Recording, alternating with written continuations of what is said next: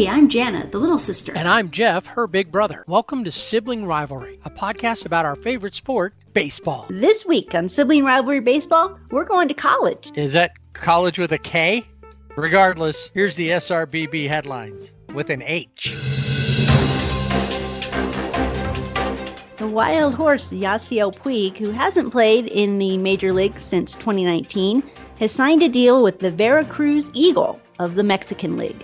Former Vice President Walter Mondale has died. Mondale was the 42nd Vice President, serving with Jimmy Carter. He died at his home in Minneapolis on April 19th, surrounded by family. He was 93. Tonight, the most awkward part of the NFL draft is back. Roger Goodell, the fully vaccinated NFL commissioner, will be able to hug all the players. Trevor Lawrence of Clemson could be Goodell's first victim. Greg Jacobs, also known as Shock G and Humpty Hump, co-founder of the Digital Underground, has died. He was 57. Shock G produced Tupac debut album, Tupacalypse Now, and co-wrote LL Cool J's Mama Said Knock You Out. No official cause of death has been released. You can find these and past week's headlines on our website, siblingrivalrybb.com. Remember to rate and subscribe wherever you listen, and tell a friend to listen to the Sibling Rivalry Baseball Podcast. Frustration, especially over the weekend, with our two favorite teams. However, I think as we came out of Sunday baseball, we came out of it in different places. And we'll talk about all that in just a little bit. But for now, we're going back to college. We're going back to college. I never went to college. So how can I go back to where I never been? I don't know. But you can watch college baseball. Where? There's not like the college baseball channel. And I even look on I get the Pac-12 channel on my cable system, and I can't even find it there most of the time. It's really hard to find a college game. I mean, they pop up every once in a while. And now that there's no other college sports or bigger college sports being on that they're going to show, but I can find college volleyball easier than I can find baseball for some reason. Then I think that's part of the problem, that we want more people to get excited about baseball, especially MLB. They're doing all this crazy stuff that we've been talking about. And yet what could really get people excited is watching college baseball, but you can't find it anywhere unless maybe you live close to a college that has a baseball team. Right. Or you've got somebody who's going there, someone you know. It's just it's not as accessible. But really, baseball, while you can see a local team, how many, we talked about this, how many teams are blacked out? So I think that the problem is less about these things they want to do to the game and more about access. But that is for another time. Right now, let's take a look at college baseball. That's the other thing with college baseball is, unlike the pros, there's a finite amount of teams. There's 30 baseball teams. It's a little easier to follow those teams. It's like why a lot of people follow football. It requires less of a commitment. It's once a week. Sure, there's, 30 some odd teams, but it's only once a week that you have to follow your team. And everybody plays on pretty much the same day, with the exception of a Thursday and a Monday, but all the other games are on Sunday, so it's easy to watch. With college, you have an infinite amount of teams because college is infinite, apparently. College goes forever. Just ask some parents who are still paying for their kids. How long was Tommy Boy in college? 7 years. 7 or 8 years, yeah. He was there long enough to get 2 degrees. Yeah, and to be called a doctor. Yes, he could have been Dr. Tommy Boy. The cool thing about college baseball is every June in Nebraska is the College World Series. And I've always wanted to go to Nebraska specifically to watch the College World Series. No other reason, but specifically. Don't get to go to Rosenblatt Stadium. It's now like TD America Stadium. But college baseball and the College World Series has so much drama. It's exciting, and you have teams that you've never heard of. It just is like all of the good feels of baseball wrapped up in Nebraska. Of all places, who knew that it would be in Nebraska? That's where you go to find that is Nebraska. Yes. Yeah, that's true. There is something, pretty cool about the whole College World Series things. It's really like it's baseball version of March Madness, June Madness, I guess. Yeah. June Jubilee. I don't know. That doesn't work as well, but and the way that it's set up this year is going to be a little bit different with the College World Series, because normally when they do the selection show for the 64 teams they're going to play, the next day they say, and here's where they're going to play at. It's not something that was set up a long time before. And usually it's whoever's the number one seed of that particular area, they're going to play at their stadium. So that way they have home field advantage, that being the number one seed. This year they have to do it differently because, well, you know why. COVID. Pesky COVID. All of the locations will be out a week or two before the actual field is announced.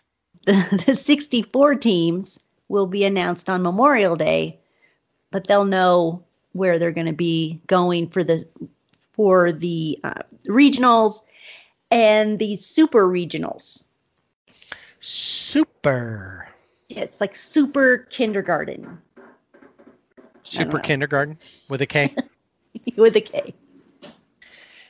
So maybe it would help if we kind of got a look at who's potentially going to this, the conferences we see in the other sports, football, basketball, also, and the big schools in the country tend to have decent baseball teams as well.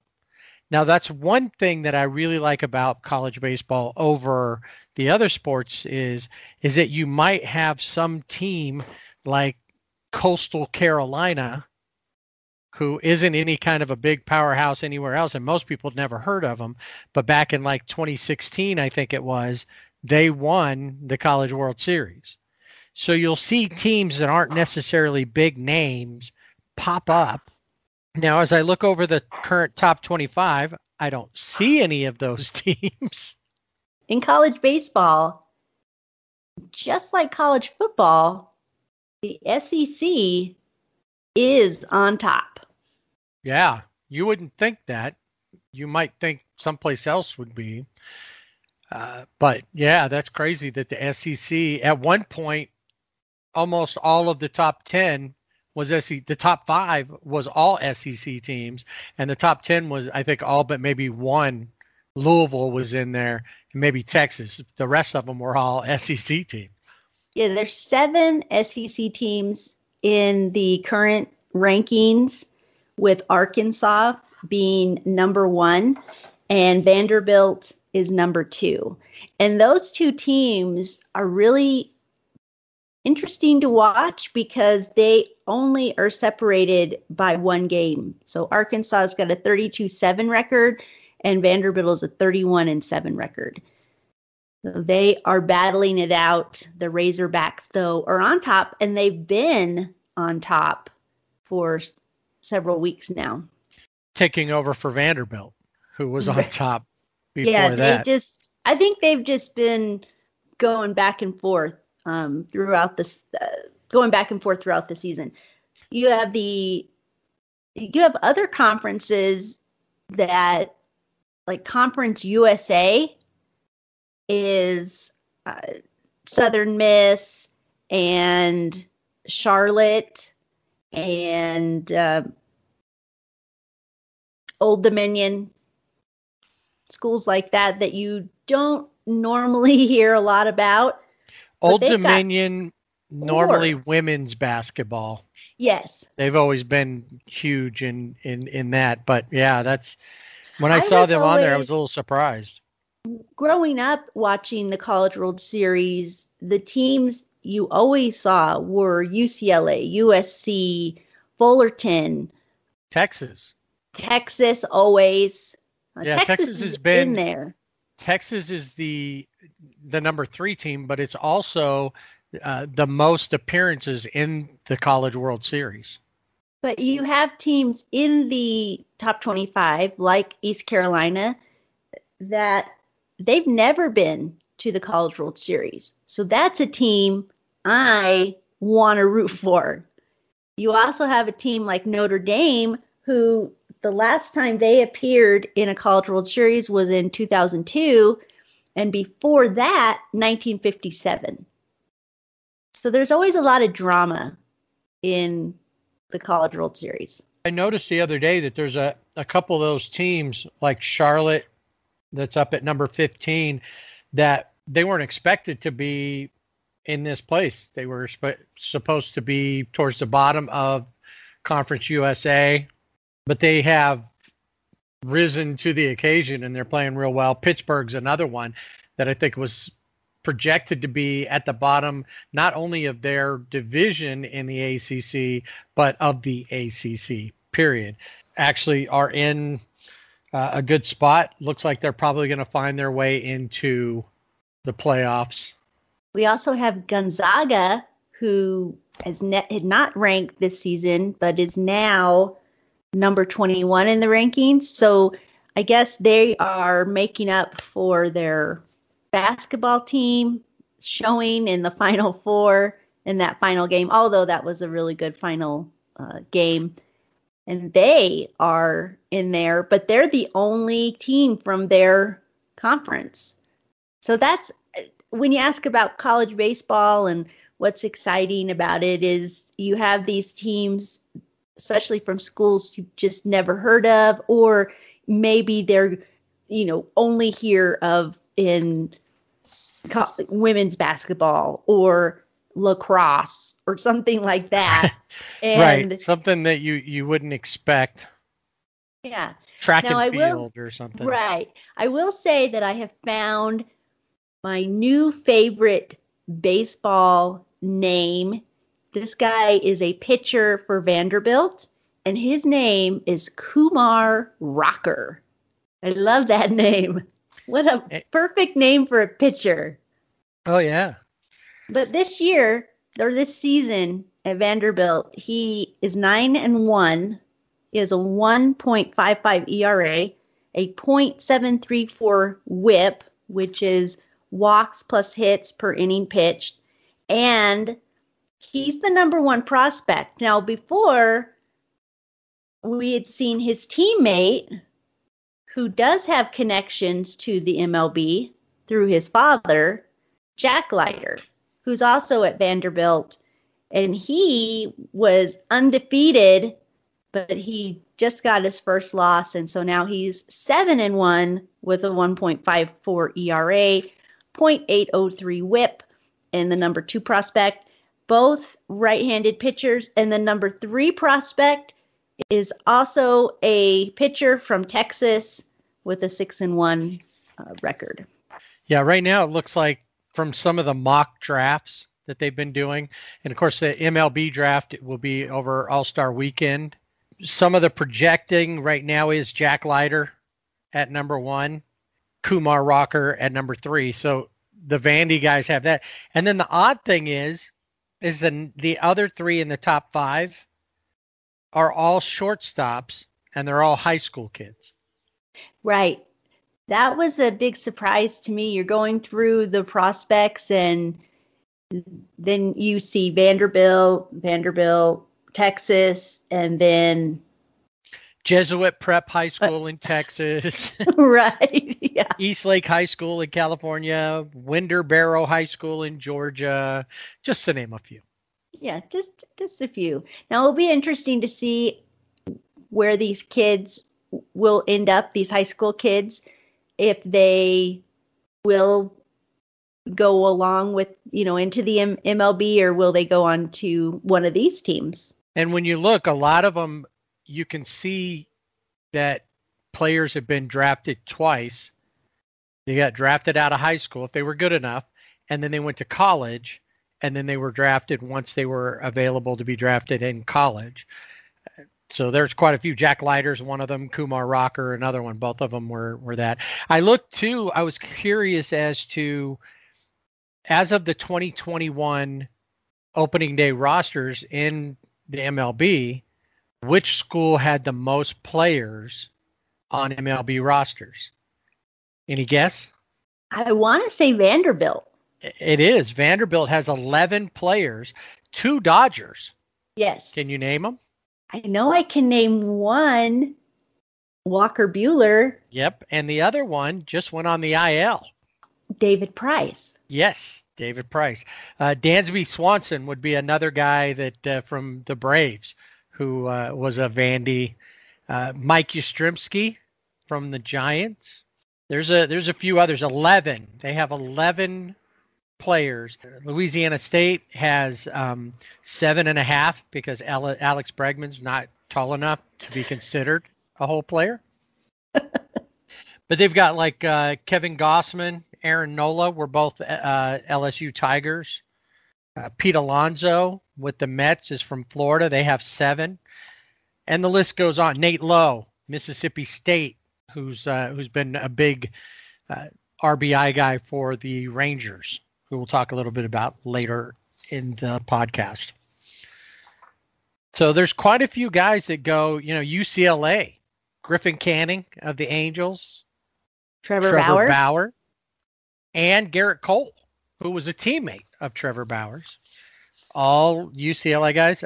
Cal State Fullerton had 6. You mentioned them earlier as guys that you always see. They've won a couple of College World Series. Kurt Suzuki, current Angel. Dylan Floro, former Dodger.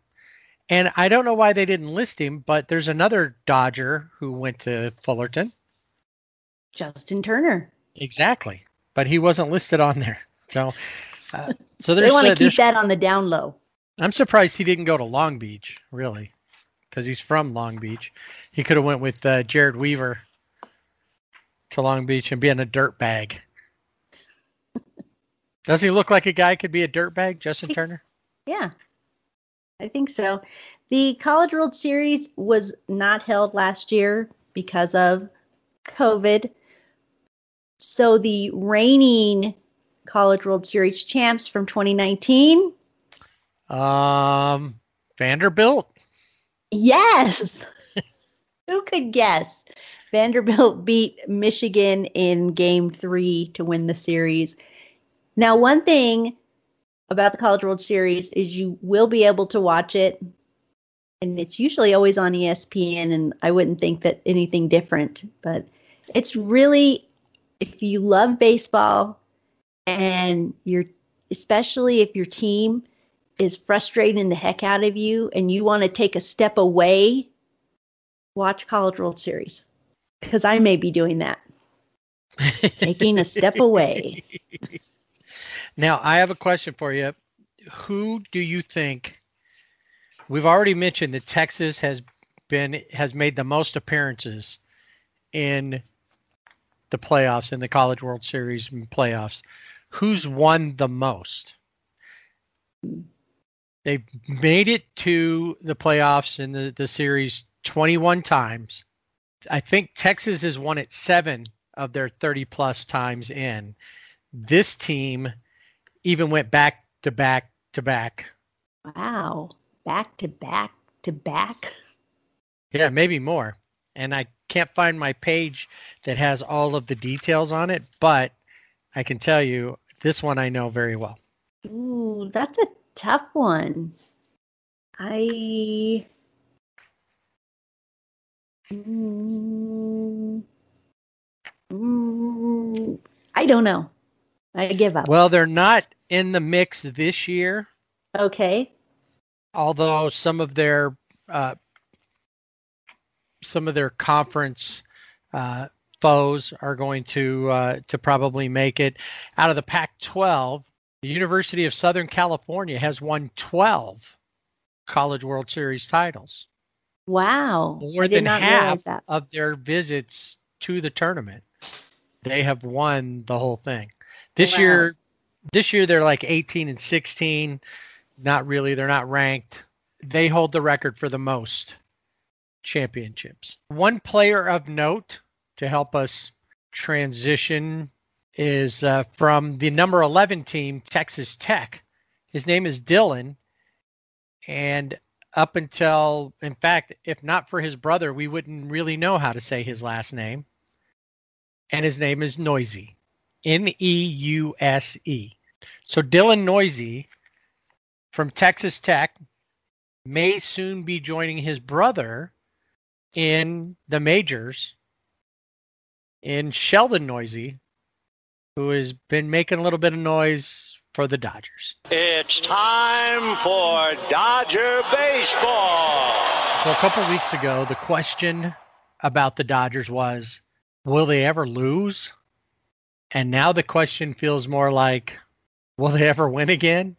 This was a frustrating week for both the Dodgers and the Angels, but there was coming out of Sunday's games, I think the Dodger fans had a little different feel than the Angels fans did.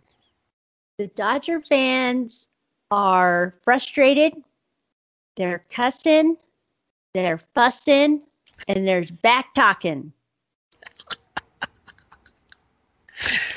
The Dodgers started out in Seattle for 2 games. They split the series with Seattle. The first game, nothing really notable. They lost. Second game. Could that be coming out of that Padres series that they just had been so emotional and so up for that one? Because it was kind of a playoff atmosphere. There was a letdown. They get to Seattle. It's a different vibe. They kind of relax a little bit, and Seattle's been a good team lately. Right. Seattle has been a good team. And I think they did have that, I guess, Monday hangover from the series with the Padres. Somebody's got a case of the Mondays. They lost the first game 4-3. So it wasn't, a major blowout. The second game, they won 1-0. The highlight of that game was Julio Urias's 11 strikeouts.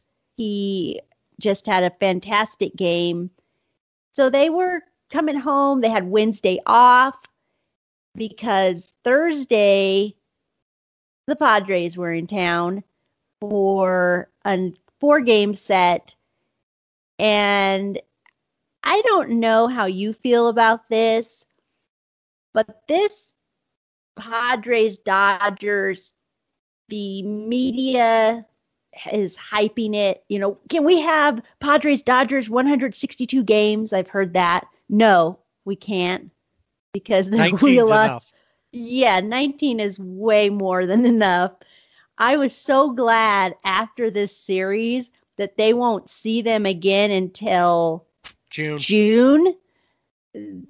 Like, thank goodness. I don't want to look at the Padres. I don't want to see anything about them. I don't care.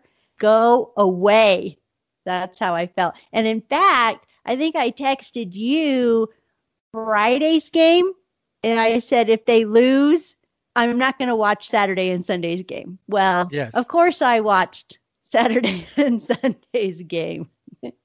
It's like what in that movie Brokeback Mountain? I can't quit you.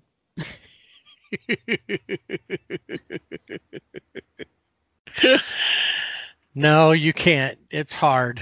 I try.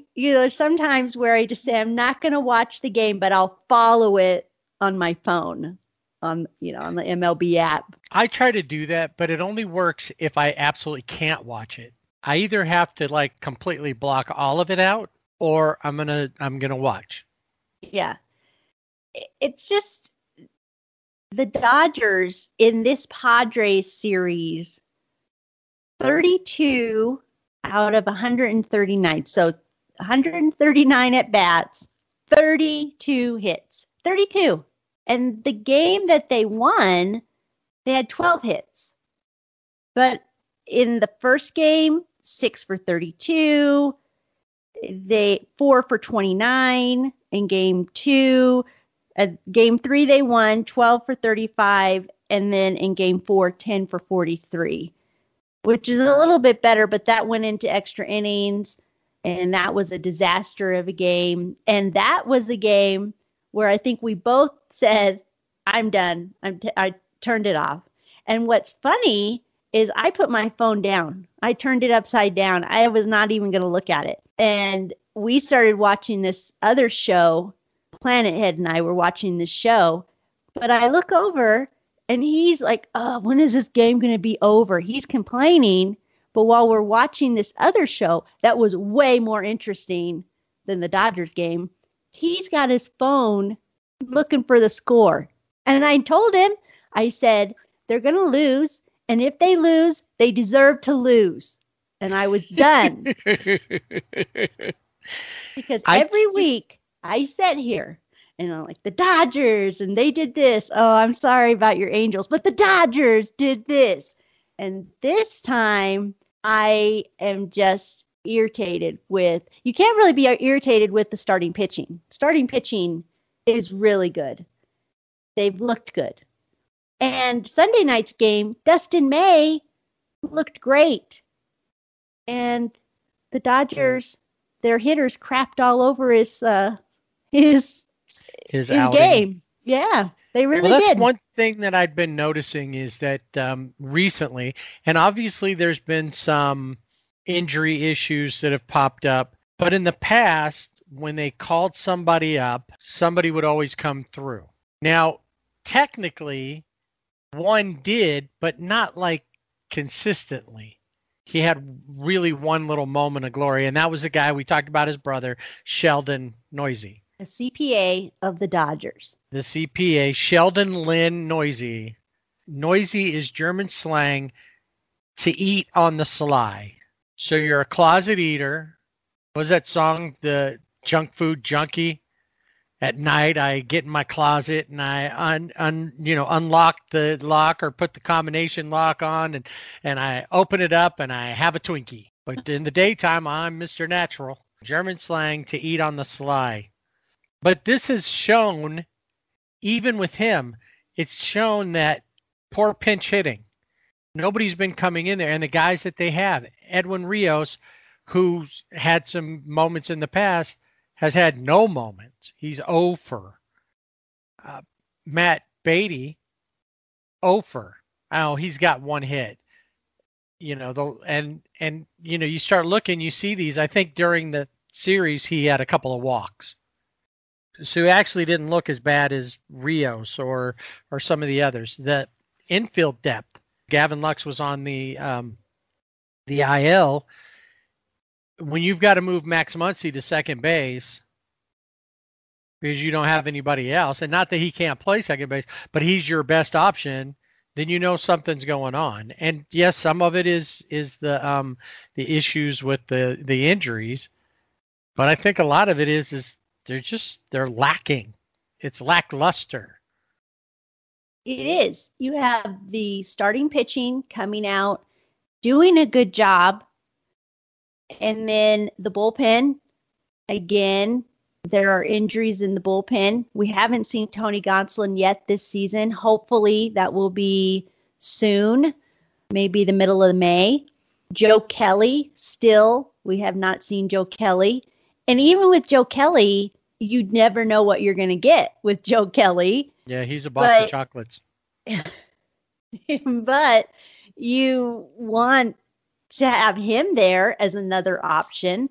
Brusdar Graterol is back, but his ERA is like 20 right now, and he's not. And then you have Jimmy Nelson, who they bring out, and you have no confidence in Jimmy Nelson, where he's wild. Sometimes he looks really good, but you know that there's always going to be a wild pitch.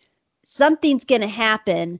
And his performance over the weekend was a Jimmy Nelson performance. And you hate to say that about your team. I really do. And it's frustrating, though, because there's no offense. They're stranding guys on base to the point where it's bases loaded. The other night, I think it was Sunday night's game, Luke Raley, who really needs to be back in Arizona, but he's there because of injuries. And I don't have anything, he seems to be a good player, but not at the plate. He has no patience, and he could have. The game was tied 7-7. I think the count was 3-2. He swung at a pitch that the catcher had to reach up over his head to get, and he struck out. He could have been the hero and walked in the run, and they would have won the game. But when he's in there, DJ Peters, the same way. DJ Peters is back at the alternate site. They look like they're not ready. They don't have the patience in the box. Look at Max Muncy. He's walked 23 times. 23 times. Well, and in that game, 5 times, yes. tying a record. Greg Brock in 83 and Dusty Baker did it in 80 against the Padres, walking 5 times. There's a few others, but those are the most recent. And I heard an interesting thing. Charlie Steiner mentioned it on the radio broadcast, that the Dodgers had not given up a 6-run lead in like more than a decade. Yeah. I understood them having less motivation, I guess, against Seattle because it didn't really play the way that playing the Padres did. But I expected more, and it really was like a lazy weekend at home. It really was. Yeah, they should have been out mowing the yard or doing the other things around the house, but they didn't. They just looked like they just weren't interested. Now, the one thing, and you can't do this often, is they still have the best record in baseball. And the Padres are 3rd in the West. So the Padres are going to get up for the Dodgers because they're trying to build some sort of a rivalry there. And there really is that regional rivalry because they're 100 miles apart. But it's early. It's 20 games into the season, or a little over 20 games into the season. Does it make it any better from the fans' viewpoint? No. Because we're all yelling at the TV, wondering, why did you bring him in? Why did you bring this guy in? Kinley through the week had a couple of really good outings. So you can't put that on him per se, but the bullpen has shown Corey Knebel is out indefinitely. We don't know what's going on with him. Does that mean that the Dodgers are going to start looking for trade partners to maybe pick up? And now the problem is you've used so many of these guys. Is somebody going to want to trade with you for a decent reliever for Luke Raley or DJ Peters when they're not showing that they can do it up here?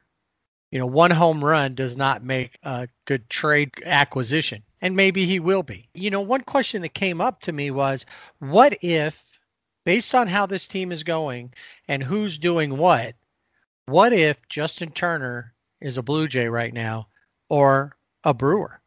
What if he's not here? Because he's been the best Dodger so far this season. He really has.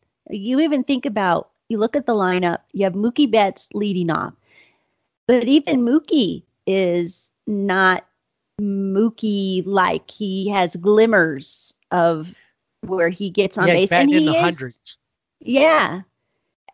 And he's trying to do things, but if you're the leadoff and you strike out, or you get on base, but the guys behind you don't get you around, then it doesn't help. And that's what's happening. The Dodgers bats are just quiet. And there's also some things too. We look at Dave Roberts, who through the World Series finally, I think, did a good job of managing. And now he's back to, well, this matchup is a better matchup. Where I think it was Sheldon Noisy who was going to hit, but instead it was either Rayleigh or Peters that they pinch hit for because of the matchup. But Sheldon Noisy had just hit a home run, and 3 days earlier he had hit a home run off the same pitcher. Right. So what's the better matchup? The guy who's seen him before and dunked on him, or somebody who hasn't seen him yet or hasn't shown that they've got, they're in any kind of groove or rhythm. And I know you can't get into those things unless you're playing. However, and games can I like say this. Something about the dunking. So the Dodgers pat their heads when they are getting a hit. And it could be one hit and they'll look over. Now, sometimes they'll do barrels are overrated. That's when usually they shake their hands. They shake their hands. And that's usually Chris Taylor because he's always getting those type of hits. But this was something that Gavin Lux and I think Mookie Betts, maybe they kind of together said, well, we're going to pat our heads when we dunk on the pitcher. So, okay, yeah, you can do that when you are getting hit after hit after hit. But when you get one hit and you're on first base and you do that, and then after that, no one gets a hit, don't do it anymore. It's stupid. You're 0 for 4, then you got a hit. Now you think you dunked on the pitcher. You're 1 for 5. It doesn't work out. There's people in the stands doing it. I saw that now. It's so annoying. I just want to say, if any Dodger player is listening, stop patting your head. Unless you get back to that form where you are just hitting and you're batting around, or you are dunking on the pitcher then, or you're hitting back-to-back home runs. Okay, but getting a single and patting your head, no. Talking about what's going on in the stands, there was a cool moment or moments in the stands when one fan caught not one, but 2 home run balls. And it made me think maybe he should be playing the outfield because he's able to play him. He did the old Wrigley Field way and threw back Fernando Tatis Jr.'s home run, but he kept CT3. Yeah, well, I think that is a good choice there. I would not keep Tatis's home run I ball would have kept either. them both. And I would have said, look what I got. Because really, when you look at this series, you can't really point out, and no Dodger really stands out. No. But one Padre does. And that would be, as much as we hate it, if it was one of our guys, we'd be having a parade too. And that's Tatis Jr. He broke out of a slump. He still is the error king, but offensively, he just blew up. He's leading MLB in home runs per at bat. Every 8.1 at bats, he hits a home run. In this, 2 games in a row, he hit 2 home runs. And one of them, one day, was like even more special. Yeah, his dad, who was playing for the Cardinals, hit. Now, this is of course he was. Great. This, of course, had to be the Cardinals. This is even crazier to me. 2 grand slams. 2 grand slams. I don't even think the Dodgers even have a grand slam this season. Not that I recall. I don't think so. This guy, Fernando Tatis Sr., hits 2 on April 23rd, 1998, I want to say. But April 23rd is really the date we need to look at, because his son, who plays for the Padres, comes to Dodger Stadium and hits 2 home runs. Not grand slams. Not grand slams, but Luckily. 2 home runs. Yeah. And the thing about Tatis is he hits 2 home runs off of Kershaw, Cy Young Award winner, 2 home runs off of Trevor Bauer, Cy Young Award winner. Yeah, the next day he did that. And then he hit a 5th one for good measure on the day after that. Yeah. Just to, so he 5 home runs. 5 home runs in that. He ends up, and now if I'm Fernando Tatis Jr., I'm probably a little ticked off right now, because while I got NL Player of the Week, I have to share it, and so he's co-NL Player of the Week with his 385, 5 home run, 4 stolen bases, 7 RBIs, 9 runs scored, back-to-back 2 homer games. Yeah. And he's off the charts. Now, I know a lot of people this is exactly what baseball needs. We need Fernando Tatis Jr. And he can be exciting to watch. But I will say, and this would go for the Dodgers too.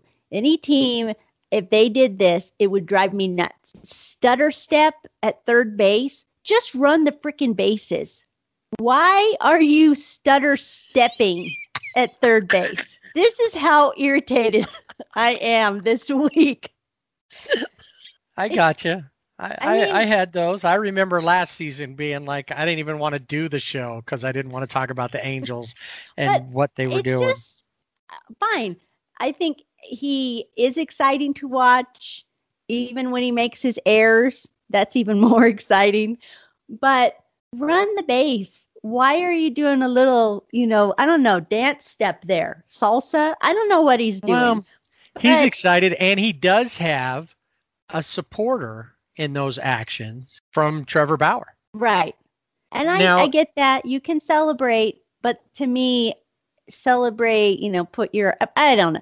The whole everybody's thing. Going to do it differently. And if you had seen him do that against the Giants, maybe you don't care as much. If you were I may not care as much, but it would still irritate me, because again, I go back to, it's probably grandpa influence. Just run the bases.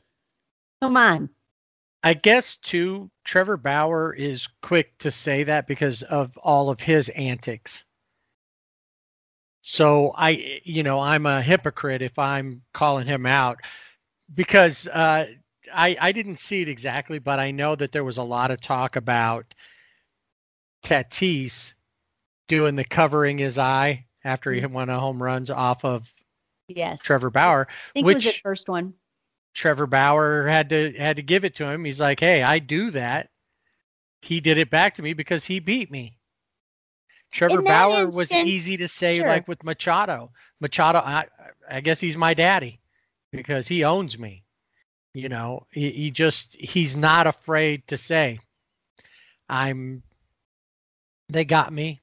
Go on, flip the bat, dance around the bases. It's fair. And that there's no reason for me to throw at him or anybody to throw at him later up for celebrating.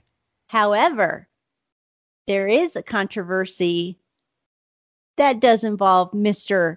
Fernando Tatis Jr. Was he peeking at signs on one of his home runs against Bauer? Did he look down at Will Smith and see the signs? It certainly looked like he did. Well, and like they said, he can't see what fingers he put down, and he wouldn't necessarily even know because they switch him up. Right. So, normally it used to be 1 is a fastball, 2 is a curve, 3 is a slider, whatever, 4 is a changeup. But now they're and they go through the series. But he did see, it does look like on that he looks back, he sees where Smith is setting up at, and where he pats his inner thigh to, hey, I want it on the outside in this case. It does look like he looks back, takes a glance, and where the ball was and how he hit it, it doesn't seem reasonable that he didn't have an idea of where it was. Right. Or where it was going to be. Of course, his teammate, Eric Hosmer, was one of the first ones to come out and go, no, he doesn't do that. That's not his thing. And maybe he didn't. Or maybe he wasn't necessarily trying. Now, if I've got to look at cheating or sign stealing, not cheating, sign stealing, him kind of glancing back, I know it's an unwritten rule that you don't do that, but there's a bigger, and I'm kind of surprised he didn't get in trouble for it because he's not using any electronics, and we know that that's okay. Yes, that is okay, but Nobody's did it the pounding on a trash old-fashioned can way. for him. Yeah, he did it the old-fashioned way. No, but Trevor Bauer did come out and say, just ask me next time, Yeah. You don't have to peek, just ask me. So there I'll was tell a you. lot of different things going on in this game. Again, I think for me, the rivalry is really perpetuated with obviously the Padres and their fans and the media. But I'm thinking that the Dodgers need to get on board because they can't come to the next series and be, oh, this is just the Padres. It's just a regular series, because it's not. And now, have you heard about the Giants lately? Yeah. I haven't really heard about the Giants. And where are they? They're playing ball, and they're playing good ball. And They're in so second place. yeah. And the Dodgers are falling off, and we could very well see the Giants in first. And the Dodgers, I mean, obviously it's 20 games in, it's April, but you don't want this extended, because when you see it night after night, then it gets worried, because even in the game they won it 5-4. Right. Well, they've lost 6 of their last 8 games. So that's a troubling stat. But it's early. They did that one time at the end of a season where they lost like 10 games. Yes. So, it's like we got to calm down a little bit. The one thing that we don't want to see is come June when they go back to San Diego, because they play San Diego. The next 2 times will be in San Diego. And then they finish up the season. So in September, they'll have the Padres again, but both times at home. And they're not the last series of the season. They play Milwaukee to end the season. What I don't want to see is that the Padres are within 6 games of the Dodgers and come in to sweep them. And there's a 6-game swap, because all those games would be worth 2 if the Dodgers lose, if they're still in first place. Right. And right now, the National League West only has one team under 500 as of Sunday, and that's the Rockies. The Diamondbacks are at 500. Everybody else, the Padres, over 500. They're 2 games over. The Giants and, of course, the Dodgers. So they look the best. Right now, they're the toughest league, the toughest division in the National League, and actually in baseball, really, because all those guys are up there. I think San Francisco has a better record in second place than most teams who are even leading their division have. So before we get to our player of the week, we'll look and see. Dodgers have Cincinnati coming into play for 3, and then they hit the road to see the Brewers, the Cubs, and then they'll stop in to Anaheim to take on the Angels. And rivalry week will begin. Cincinnati, Milwaukee this week, and then the Cubs and Angels next week. So who's your player of the week?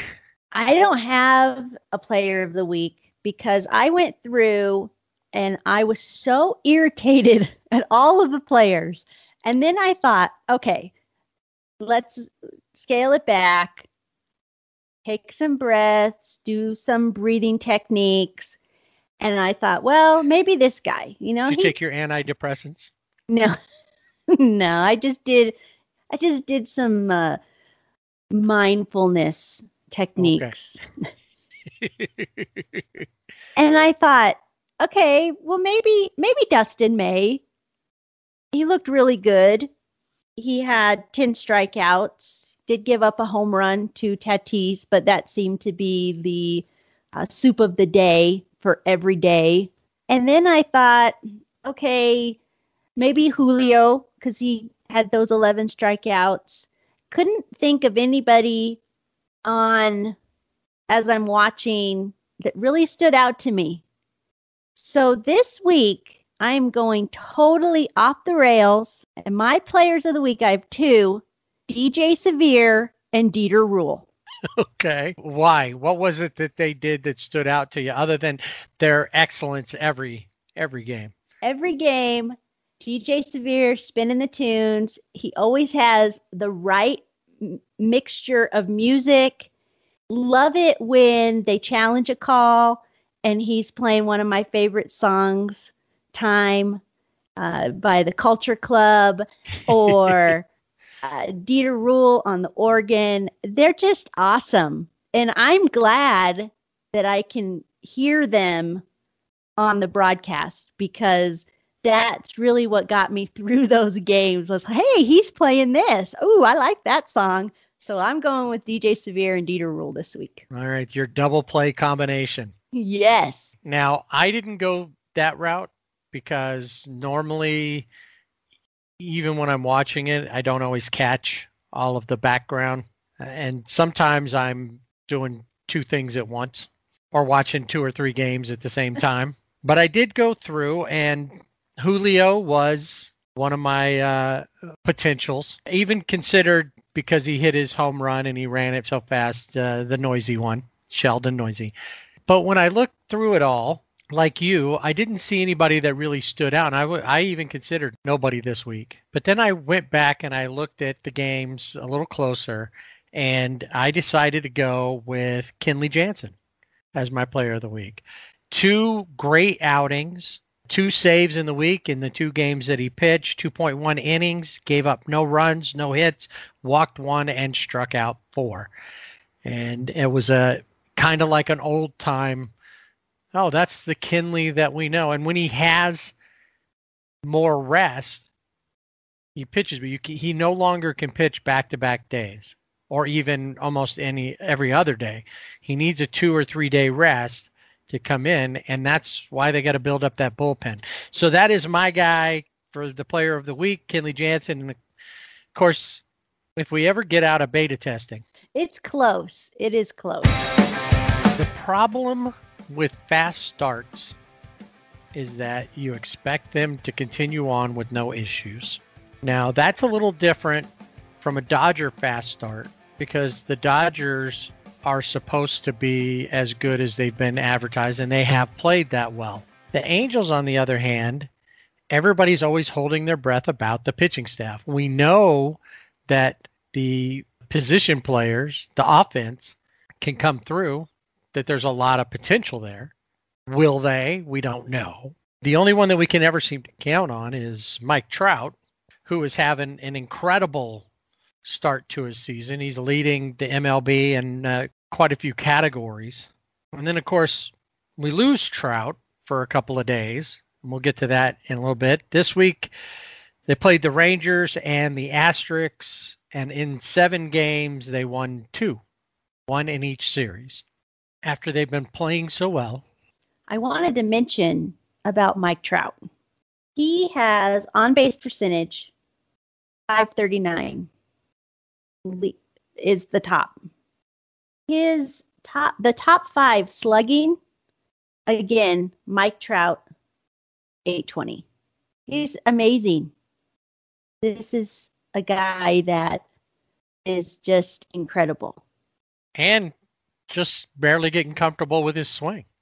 I know, that still makes me laugh. Imagine what happens when he gets fully comfortable with it. He's right there below Tatis in that he hits a home run every 9.3 at bats.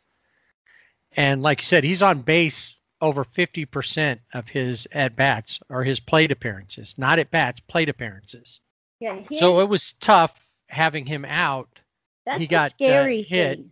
He got hit in Houston in the elbow, and luckily he had the pad on, but it still got a contusion, and that kept him. He was supposed to be, that was Thursday, the beginning of that series, and he was in the lineup on Friday, but he was a late scratch, and they just left him out for the rest of the weekend. So the Angels were without Trout and Anthony Rendon. Rendon's still having an issue. I thought maybe he was at home because he's from Houston.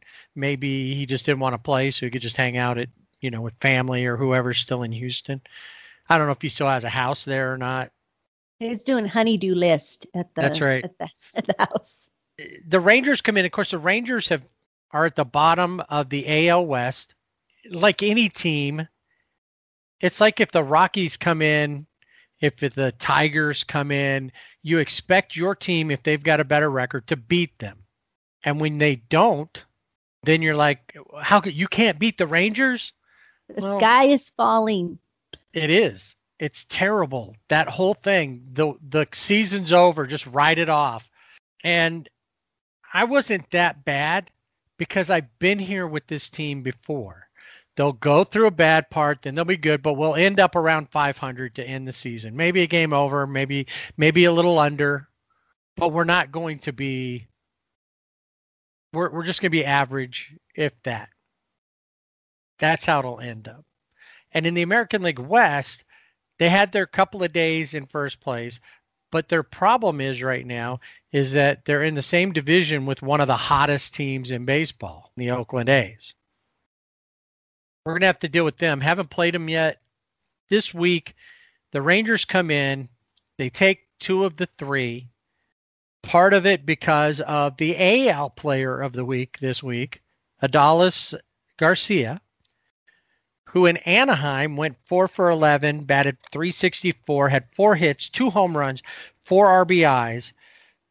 For the week, he was .333, 4 home runs, 9 RBIs. So it's a pretty good week for him. He contributed greatly, and the Angels just couldn't do anything with him. And they're having pitching issues as always. Also, the bats go cold. Doesn't matter how good your pitching is. Ask Jake DeGrom. He knows what that's like to pitch out of this world. And now the one thing that we do have is Shohei Ohtani, who has been the 2018 version, what the Angels thought when they signed him. That's what we're getting right now. He's pitching well. He's pitching out of problems. He's hitting incredibly. He's a co-leader for MLB lead in home runs with 7. He even played left field in a blowout the other day versus Houston. So the question is, where are we going with the Angels? Will the pitching staff figure it out? Raisel Iglesias, put your trust in your closer, and he's been giving things up. Him and Aaron Slegers both, allowing a lot of runs. Now, Raisel Iglesias did have a good inning in the final game of the Houston series where, and this is why I said differences in how the weeks end. The Angels beat the Rangers once. They go to Houston and they just get embarrassed, but they're able to salvage one game at the end of it and give us all hope again. Really, that's all it takes too, is when you have your team that had a loss like the Angels did, and then they come back and they win it, it really does restore that, okay, you guys can do it, and we're going to move on. Yeah. Reestablish the faith. It's like I just had, when you were saying that, I thought about Sandlot, where Smalls is out in the outfield and he can't catch anything, he can't throw, and then finally Benny goes out there and says, this is how you throw it, and then says, just hold your glove up. All the other players, all the other guys on the field are just razzing him, and they're all mad at Benny, and then he catches the ball, and Squints is the first one to say, all right, he's okay. And it's that same feeling.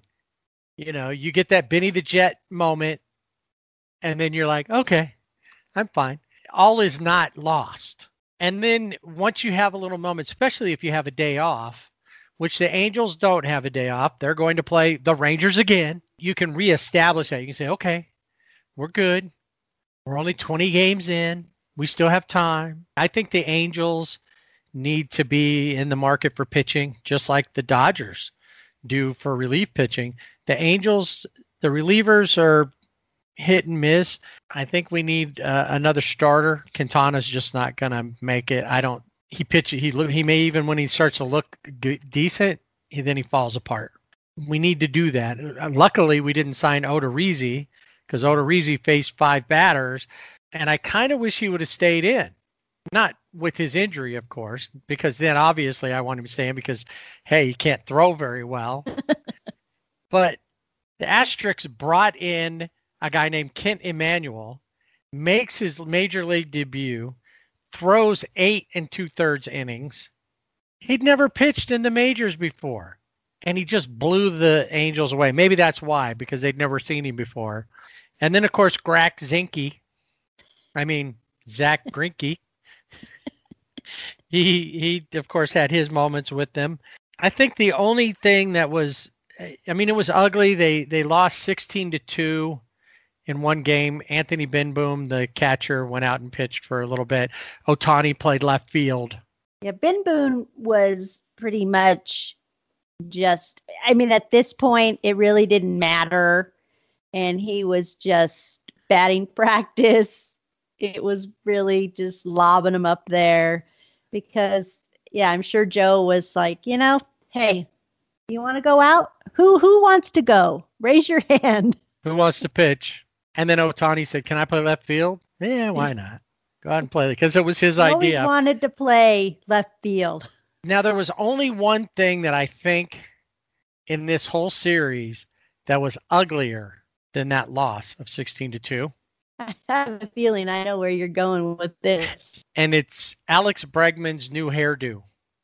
All I can say is either he really had COVID fever and maybe he still has it, but dude, cornrows, no, it doesn't look good. No, he has cornrows. He's already kind of goofy looking anyway. But with the cornrows, it's ridiculous. And that was the ugliest thing of the whole day. One other Ohtani note, first pitcher to start a game and lead the league in home runs since a guy named George Ruth did it back in 1921. I will say, you didn't mention, but you had a rookie pitcher come in relief, and that was Chris Rodriguez, who pitched a scoreless inning. I think he had 2 strikeouts. He looked really good. He did get the win in Sunday's game. So that's a positive for the Angels going forward looking at pitching.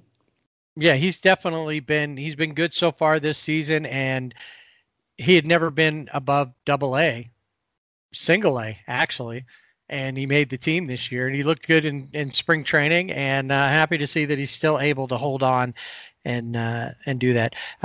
Of course, Mr. Consistency, David Fletcher, leads the MLB in singles. He's got 22 singles this season. Your player of the week last week. Angels have the Rangers this week, and then the Mariners over the weekend. It'll be their first matchup with the Mariners. Player of the week? So for the player of the week, I did not go with David Fletcher this week, but I went with somebody that he's exactly what we want to see. And he's a guy I really enjoy watching play. And if he center stepped at third base, I might be okay with it. And that's Shohei Ohtani. He's my player of the week. Now, he didn't have like an awesome week. He pitched against Texas and they did win in that game, but he only pitched 4 innings. But he had 7 strikeouts. And in the Sunday's game, he hit a home run, and that really made a difference for the Angels. And so for me this week, it's Shohei Ohtani.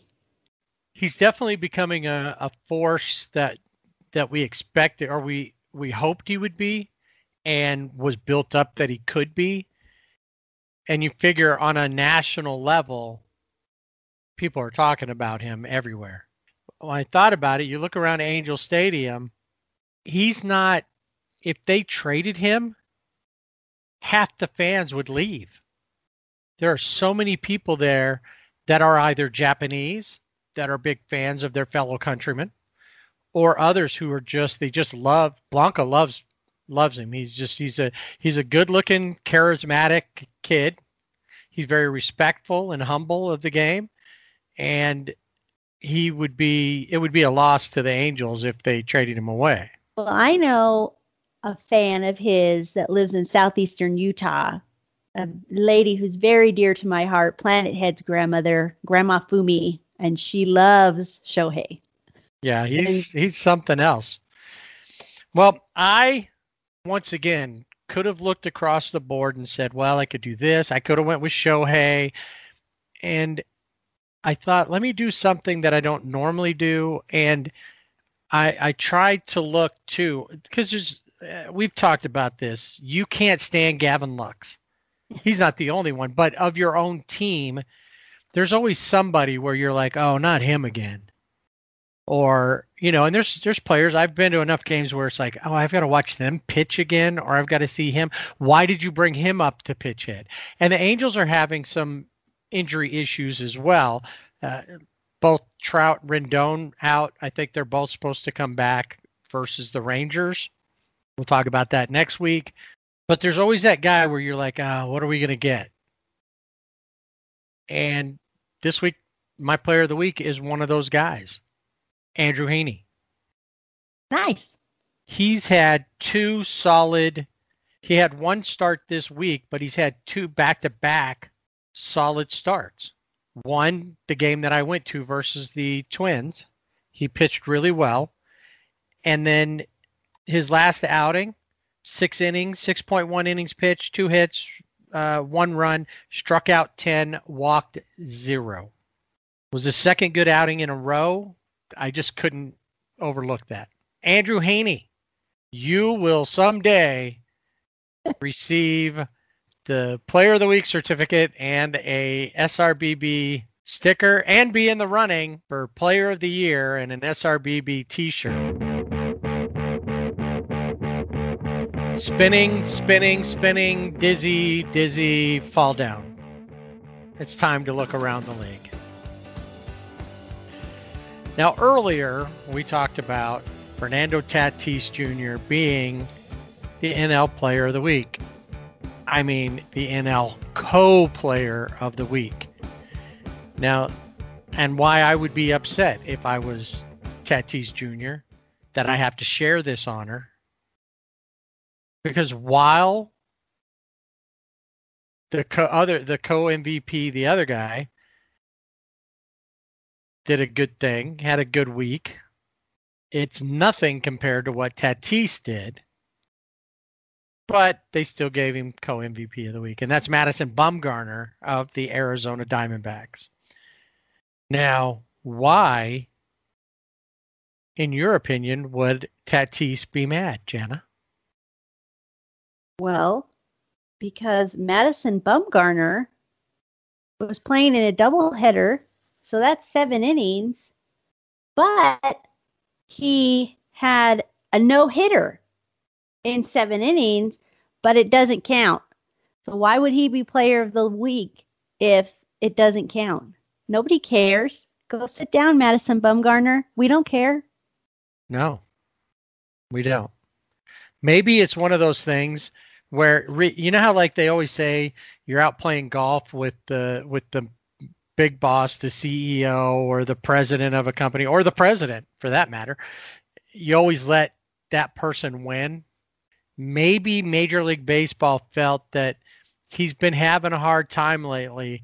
Maybe this will be good for Mad Bum's self-confidence. He's not pitched great. He finally hits his first time ever that he's pitched this much. And this is the thing, though, for Bumgarner and any other player that might do this. They get a complete game if you pitch the whole 7 innings. So that's already in the book, so 7 innings. But shouldn't the rule be, if that's an official game, that's all that matters? Doesn't have to be 9 innings? I think so. I think you're right with it seemed silly to me when I saw that Madison Bumgarner was the co-player of the week, because I thought, wait a minute, MLB is naming him a player of the week, but they're not recognizing, I put quotes, recognizing what he did, so he's player of the week, but they're not giving him credit for it. So it's like he took a class at college as a pass-fail, and he happened to pass. Or he audited. That's what it is. He audited the class. So he didn't get the credit for it. I never went to college. I don't know how that was.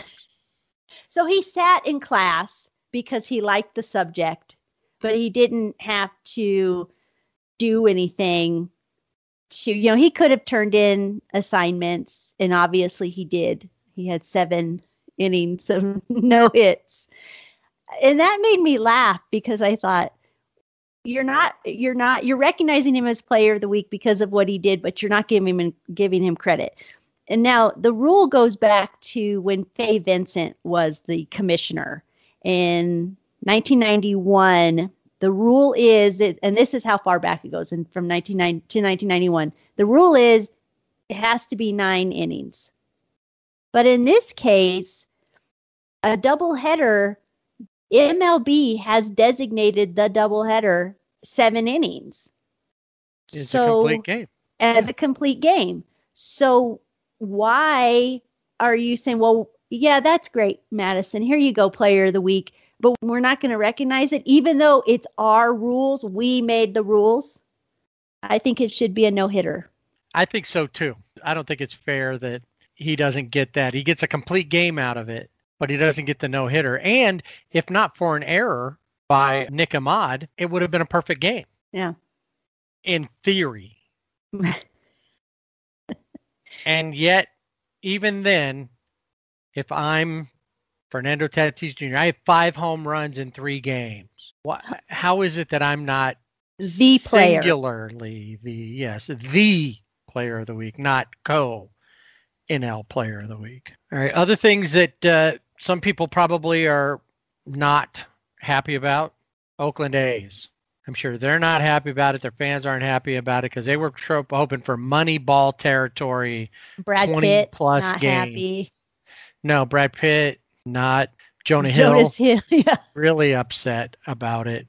The A's 13-game win streak has come to an end thanks to the Orioles. Of all teams, the Orioles. I think it would have been worse if it had been the Tigers. Yeah. I guess if you have to pick. Right. I'll go with the Orioles. The Orioles are at least just 2 games below 500. Yeah.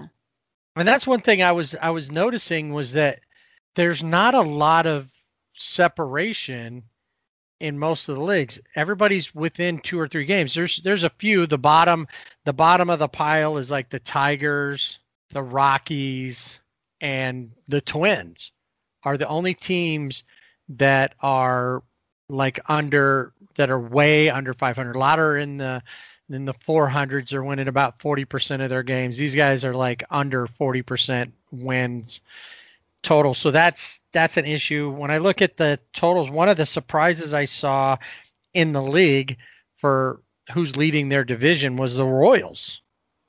The Royals have the 2nd best record in baseball right now, just behind the Dodgers. Which could change as we move along. Right. But right now, yeah, the Royals are looking good. They're another team. I mean, if you follow baseball, you're hearing about the Royals, but they're another team that they're just playing ball and they're doing good. They play ball good. Is that obviously I need to go back to college. Yes, you're an English major, right? Isn't that what your degree is in? Yes. Something like that. All of a sudden, I don't feel so bad about not going to college. I think the thing that happens, especially early on in the season, is that there's no pressure on teams like the Royals. They can come out and they can play however they play. They're just loose, relaxed, and whatever happens, happens. If they keep it up, that's when we see teams start to fade is because later on in the season, there's the pressure to continue on. Oh, you've made it this far. Oh, at the All-Star break, you're leading, you got the best record in baseball, or you're the second best, or, you're 6 games ahead of the second place team in the Central. And it's like, well, how do we keep this up? And then you get in your head. And that's the problem. Yeah, right now, so the Dodgers, the Royals, the A's, the Brewers, the Red Sox, and the Mets. That's how they line up as the division leaders, with the Mets just being 1 game over 500 as of last Sunday. But see, here's where when we look at the top 10 teams in MLB total, some of these, like the Dodgers, the Royals, and the A's, are the top 3 teams in baseball. Then the Giants. Then they're Milwaukee. Another team. Yeah, I was going to say with the Giants, they're another team. They're just playing ball. They also have Buster Posey back. Buster Posey is hitting .327, has a 1.050 OPS, but they're just up in the Bay playing ball.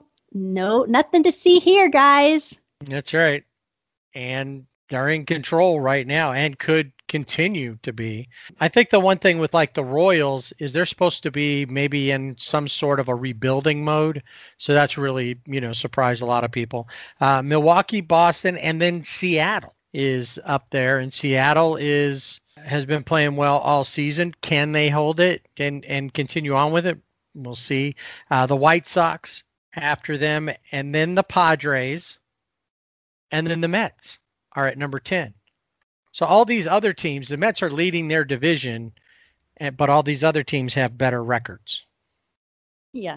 Well, and the Mets were dealt the COVID blues on opening day.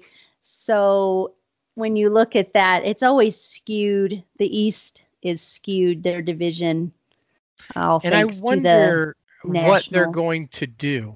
How will the Mets go? They've got a good pitching staff, probably one of the best. They got Lindor, but that doesn't seem to be making that big of a difference. Yeah, and Carlos Carrasco is on the IL. Not sure when he's going to be back. So right now it's DeGrom is the big story, and even Lindor is not, I guess, making that what the Mets fans hoped, or really probably any fan, if you had a player like that come to your team, and maybe he's just getting comfortable. Well, it could, but at some point when you're that good, you need to come in. Mookie Betts didn't really need to get comfortable. No. He came in, and maybe that's what's going on this year. He came in last year, gave it all, and now he's kind of, because he's not playing like the MVP right now. Don't know why. Don't know what it's going to take.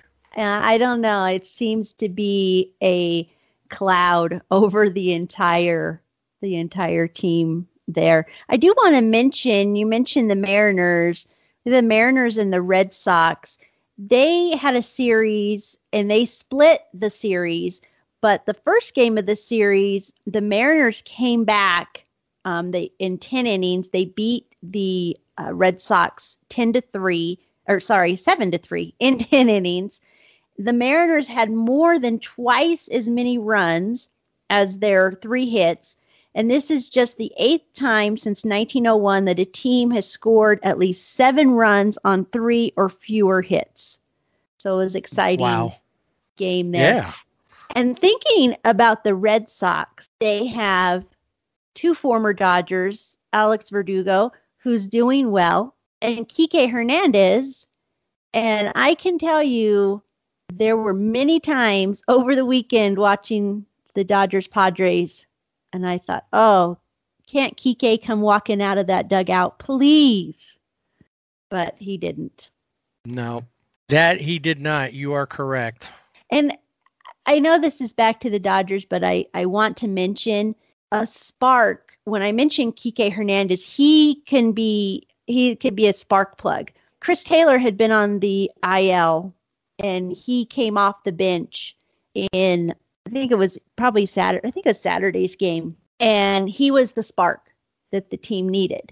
So you're looking at a lot of these teams like the Mets, and you've got these two guys, and you need that spark plug. Who's it going to be?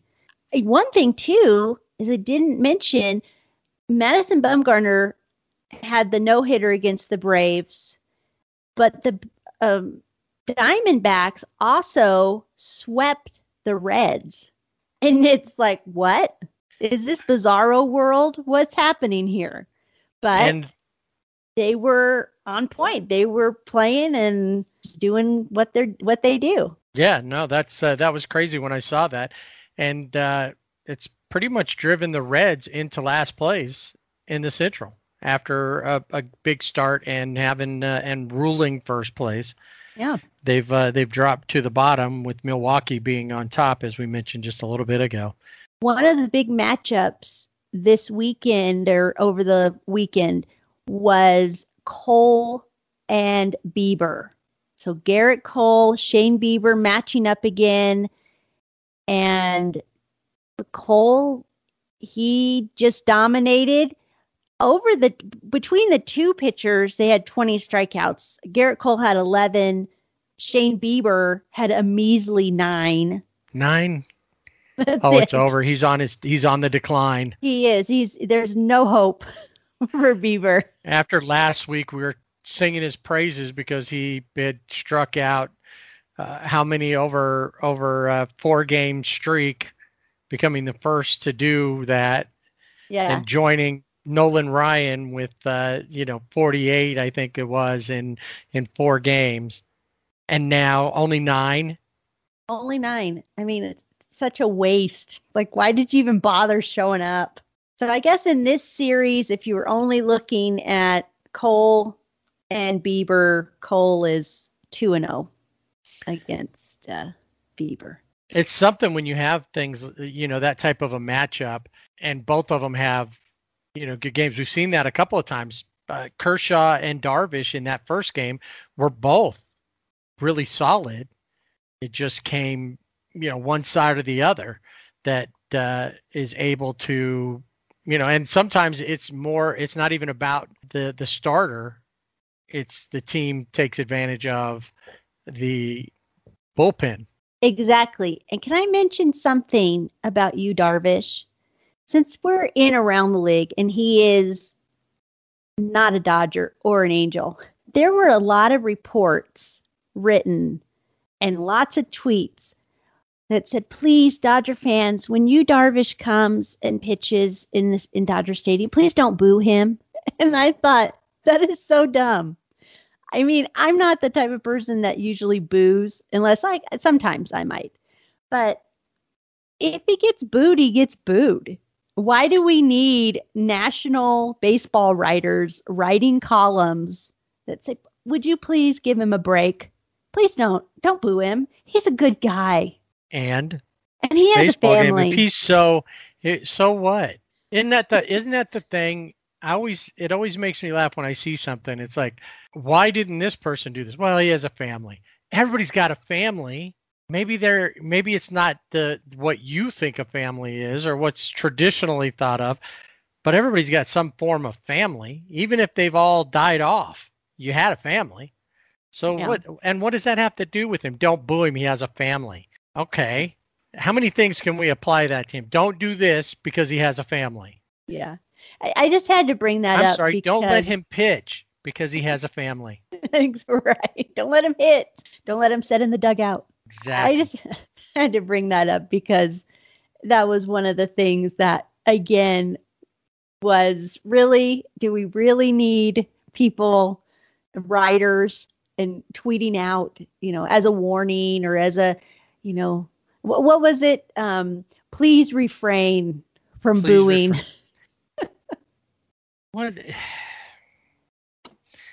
Let's go back to the Mets for just a second because I meant to bring it up while we were talking about them. But DeGrom watch, another shutout, 15 strikeouts, only gave up 2 hits and a complete game. These are becoming more common.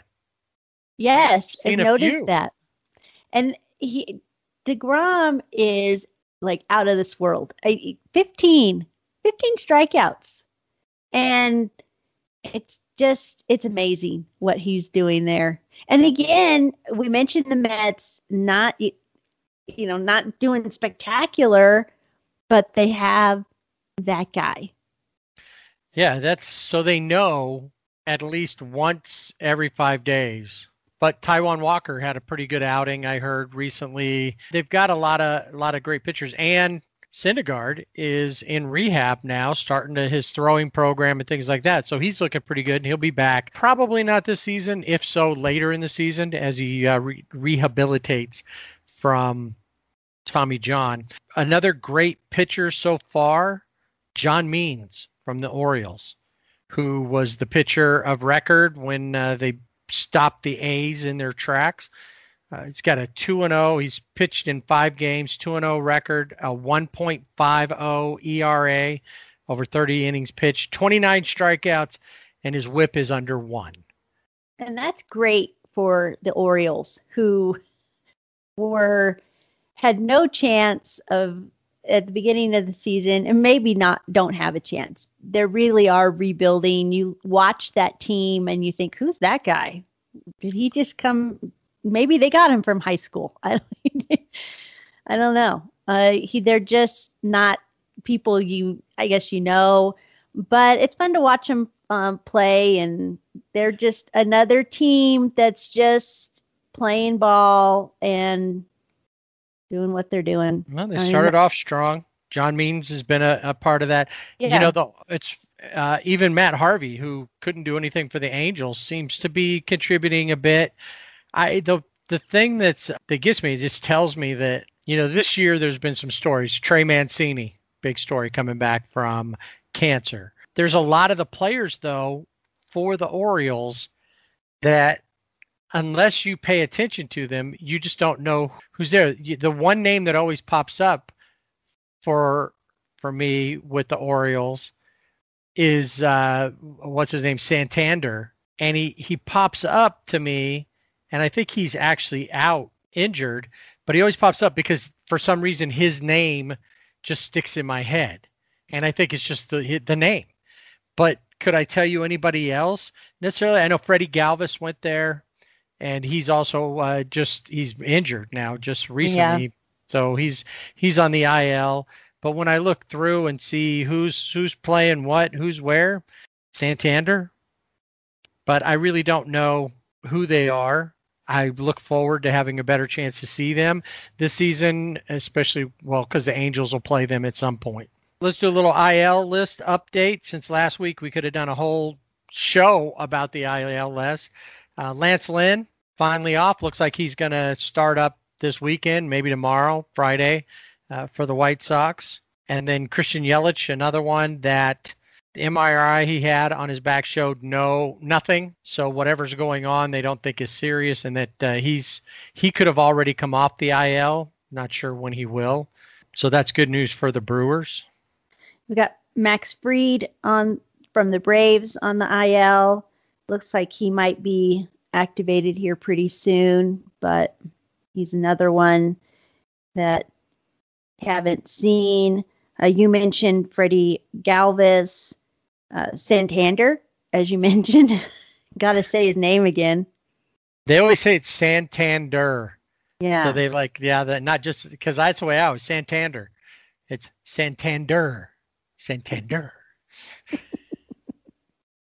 I have to remember that. Our guy that used to be a Dodger, Jocelyn from the Cubs, now plays for the Cubs. He's on the IL. He has wrist tendonitis. Probably Mike Moustakas. A waffle iron injury. Probably so. Mike Moustakas. So last year he had been on the COVID IL, I guess, with the COVID list that they called it. And now he just has an illness. And they didn't say what. So I don't know what he has, but I did see non-COVID related illness. Yes. Is what they said. But a couple more pitchers to point out. Michael Kopech of the White Sox. 10 strikeouts in 5 innings. He did well. Corbin Burns of the Brewers nearing a record for Ks without a walk. And the Dodgers will probably see him when they go to Milwaukee. At least they're not having to deal with the Padres, but they're dealing with another team that's pretty hot. And then we were wondering about how things would go in the laundry series from last weekend and if anybody would lose a sock in the dryer. But it looks like the Red Sox and the White Sox split the series. So maybe they each lost one sock? I think that's how it works. I think they each lost a sock into the dryer universe. And then I was thinking that maybe the Red Sox would have turned the White Sox into pink socks as they won the series. Yes. One thing in the last game of that series, the Red Sox won 11-4. Yermin Mercedes, who leads baseball with a .414 batting average, now can add a 9 ERA to his season averages as he pitched in that game. That's one thing that we are seeing more of. You saw it before, and it's always kind of a joke. Oh, position player, alert position players pitching. But this season, we've already seen, Anthony Benboom, Jake Cronenworth. There's been a lot of guys. I'm trying to think of others, but that have come in to pitch. That same night that Cronenworth pitched, I think we mentioned this last week, that Astudillo from the Twins pitched that's right, to finish that game up. And with a 46 mile per hour. Right. He was throwing batting practice too. It looked, everybody, when he threw the first couple pitches, everybody was laughing in there. They didn't know what was going on. I didn't realize when they first put him in that it was who it was pitching. I thought, who's this pitcher? This is not good. Well, it turned out I can't believe they have him in the bullpen. Right. What's going on here? He's just throwing batting practice. Yermin Mercedes was relieved by another position player from the White Sox, Danny Mendick, who is a utility man, mostly a middle infielder, who took over and finished the game off. He had a 0 ERA to finish the game. That is nice. And I know Russell Martin, I'd love to see him back.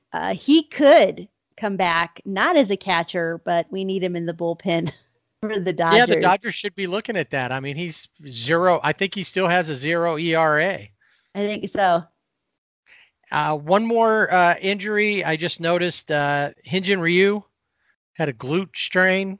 I've noticed that a lot of players are having oblique injuries. Is that the new designer cool injury this season? Used to be Tommy John surgery or a torn ACL. Now it's oblique injuries. I guess so. It must be oblique, the new line by Christian Dior. I don't know. Well, that's what's oblique. It's fun to say, oblique. I know, yeah. Maybe that's why they all have it. It's oblique. Maybe that's not what they really have, but because somebody just likes saying oblique or typing it, it's like, ooh, it's an oblique injury. Oblique. Hey, do you see that? What's coming out of left field? A jingle? A jangle? The most annoying song in the history of commercials. And it's been going on for over 10 years. And people still complain about it. We noticed this recently, I think especially on Twitter, but a lot of people started talking about the Cars for Kids jingle, the commercials. And most of the commercials for Cars for Kids are all the kids as the band pretending to play the instruments and it's supposed to be a group of cute kids that are all, and people are just like, we're tired of it. Can't stand it. But it doesn't matter. It doesn't matter how much you complain about it. They're never getting rid of the jingle. That's still Cars with a K. That's it. And nothing is going to change that. So stop tweeting about it. Stop complaining. Just resign yourself to the fact that Cars for Kids is always going to be that jingle. And you know why? Because you're complaining about it. And now everyone knows about Cars for Kids. Somebody who didn't know about it went and checked it out. Now, do you remember the first time you ever heard the Cars for Kids jingle? it was on the radio. I don't know how long ago. It just seems like it's always been around. Right. Just a part of your life. And at first you're like, oh, this is horrible. But now I hear it and I'm like, KARS, Cars for Kids. And I'm singing along with it. Oh, no. I'm changing. I don't even care what's on another channel. I'm listening. If the next channel comes up is Korean language, I'm listening to Korean for at least the next 60 seconds. Because I will I cannot do that. I will say, if it's the kid singing it, it's okay. But when the deep guy, his voice is weird. That's so creepy. Very first time, and that's exactly why I asked you, because the very first time I heard it, I caught it. It's kind of catchy at the beginning, so I hear the little kid, you know, KARS, Cars for Kids, and then the guy comes in, and my first thought, I'm driving to work, and my first thought was, what's that guy doing with that kid? Why is he in the same room with him? No, get away from him. I was like completely like, somebody's got to save that kid from this deep voice, creepy sounding guy singing about cars for kids. I was just. Yeah, it's creepy. Oh, why is it always on every game? Whether you listen on the radio, on TV, you know, there's certain things I know are going to be on there. The creepy commercials with the Dollar Shave Club now. It used to be just they mailed it to you. It was a radio thing. Now you got guys' heads on a shelf who sound worse than the guy with the kid in the Cars for Kids commercial. But you expect certain things. That one. Other commercials, whether it be on the car, whether that you are in the, you know, on the radio but why does this one, of all of them, why does this always play? I'm not any more interested in donating my car with a K to you than I was before you started playing the stupid commercial. I think this all boils down to Manfred. He said, hey, that sounds like a great company, great organization. We need, as MLB, we need to partner with them. And we need 9 innings of Cars for Kids. So it's Manfreded. And see, that's the thing. Nobody tells you where the money actually goes. Cars for Kids. Well, I started it. I got 3 kids. You give me your car, donate it so I can sell it off and feed my kids. It could be. Well, all I can say is for those of you who have complained about this jingle, just get used to it. Change.org. Change.org. Let's get a petition going to stop. I don't want, they can still have their charity. Stop the commercials. I think I would give money or donate a car or my neighbor's car, somebody's car, if it meant never having to hear that again.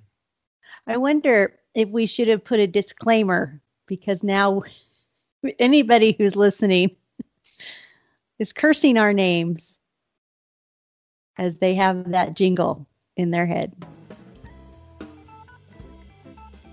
And that'll do it for this week's Sibling Rivalry Baseball podcast. Remember, you can find us on our website, siblingrivalrybb.com, and on Facebook and Instagram at Sibling Rivalry BB. We're also on Twitter at Sibling Rivalry BB without the A. Email us, show@siblingrivalrybb.com. We'd love to hear what you think, so subscribe and rate us wherever you listen to our podcast. Next week on SRBB, the sibling rivalry heats up.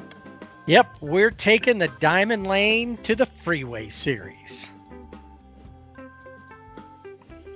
Hey, I got something to say. Yeah, I got something to say. I said, hey, I got something to say. Hey, got something to say. KARS, Cars for Kids.